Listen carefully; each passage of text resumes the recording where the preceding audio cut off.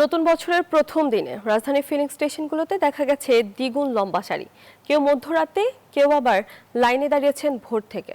এর মধ্যে fuel pass অ্যাপে জটিলতা দেখা দেয় ভোগান্তি বেড়েছে আরও। কেউ গত রাত থেকে, কেউ ভোর থেকে জ্বালানি নিতে এসেছেন ফিলিং স্টেশনে। পহেলা বৈশাখের বিশেষ দিন, তাই চাহিদা আরও বেশি। সঙ্গে তো কারণে পাম্পে দীর্ঘ সারি হয়েছে আরও দীর্ঘ।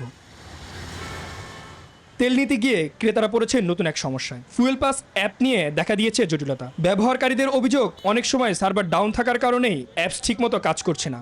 Spanish digital print tiles, ATI tiles, এক টাইলসে জীবন পার। আসার পরে পাম্পের সামনে দেখি যে ফুয়েল পাস কাজ করতেছে না, তখন আমি তেল পাচ্ছি না। কারণ ফুয়েল পাস যদি আমি এই জায়গায় যদি এটা সফটওয়্যার যদি আমি রানে না করতে পারি, তাহলে আমাকে কিভাবে তেল দিবে? এমনি সময় দেখা গেছে 4টা বাজে আসলে রেল লাইন বন্ধ থাকে, আর আজকে নাবিস্কো পর্যন্ত চলে গেছে। তার মানে বন্ধ থাকার কারণে আরো বেশি জ্যাম।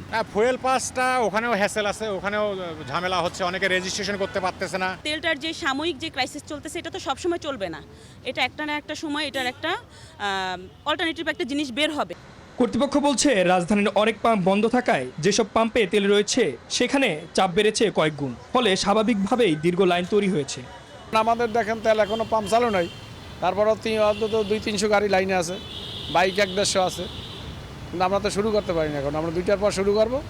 আমরা আজকে 9000 লিটার তেল পাইছি, এটা দিয়ে শেষ করে দেবো। স্বাভাবিকভাবে যাদের তেল বেশি থাকে, সব সময় পাম্প চালু থাকে, ওই পাম্পের প্রতি ওই যারা ক্রেতা তাদের একটা আস্থা থাকে যে ওইখানে গেলে তেল পাবে, যার কারণেই সে ওইখানে লাইনটা বেশি হয়। দ্রুতই সবকিছু সমাধান হোক, দীর্ঘ সারিতে এমন প্রত্যাশায় থাকা ছাড়া যেন কিছুই করার নেই। বাংলা নববর্ষের আনন্দের দিনেও তেলের জন্য পাম্পগুলোতে দাঁড়িয়ে থাকতে হচ্ছে অনেক চালকদের। ভুক্তভোগীরা বলছেন, দ্রুতই এই সংকট এবং অ্যাপসজনিত সমস্যা সমাধান করবে সংশ্লিষ্ট কর্তৃপক্ষ।